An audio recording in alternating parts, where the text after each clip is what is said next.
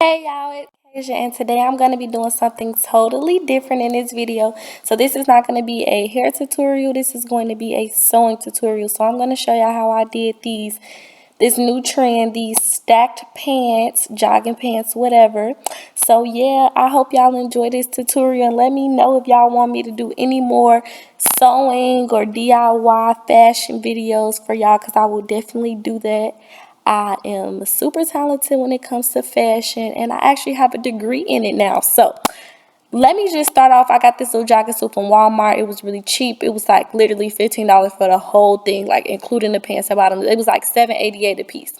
So I got the jogging pants and the top in a small. What I'm going to do is get straight to it and cut off the little stretchy part of the jogging pants. You kind of want to make sure you get jogging pants that fit you really good already, just so you don't have to take them in too much. So yeah, you're just going to cut off the bottom part of both pants legs. I'm just going to show you how to do one pants leg, and then you obviously going to do the exact same thing on the other side.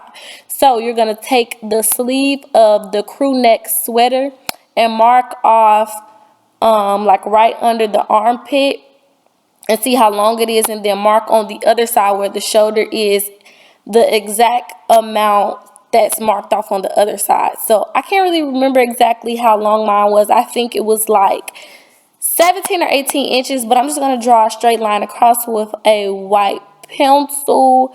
It's a fashion colored pencil. So I'm just going to take my shears and cut across, and you're going to see that I just got the little cut right there. And then I'm also going to be cutting off the wrist part. And it doesn't have to be perfect, but you want to get it as straight as possible.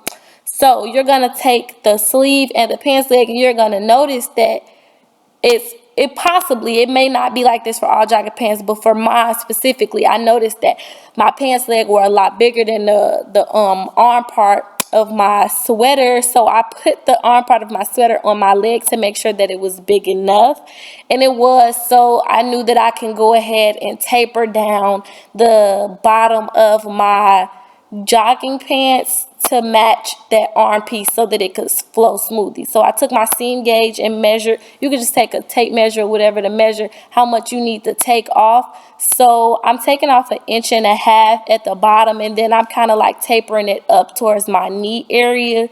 I already tried the pants on, so I knew that they fit really good in the thigh, so I didn't want to take anything away from the thigh. So I knew that by the knee part, I could taper it out. And I'm also being sure to take the fabric out on the side seam, not the inner seam. Y'all, I hope this is really making sense to y'all. This is really easy tutorial, but I hope it's making sense. And also, if you don't know how to sew or you don't have a sewing machine, you can hand stitch it or use fabric glue. And if you want me to do some okay, so anyway, I'm just sewing it right on that line that I had created. I would definitely suggest using a serger, but since I'm no longer in school, I don't have access to a serger at the moment until I buy my own, which okay, we're not even gonna get into that. But anyway, I'm just gonna sew that down, and then I'm just gonna cut off the excess. Honestly, as long as you sew it and then backstitch at the beginning and end, you really won't have any problem with it raveling, especially with this type of fabric. So yeah, I'm just going to be doing that and turning the pants inside out, and then making sure that the end of the the end of the arm matches. So I'm just going to be putting them right sides together, meaning the outside of the pants is touching the outside of the sleeve. Mind you, it's connecting at the wrist part and the ankle part. So the larger part of the pants is not the part that you're sewing to the end of the larger part of the arm is not the part that you're sewing to the pants. I really hope that makes sense. It goes wrist to ankle, if that makes sense. So the part that you cut off on the wrist is the part that's going to be connected to the bottom of the pants, and that's going to give that small at the kind of calf ankle region, and then kind of flary where your shoes are look.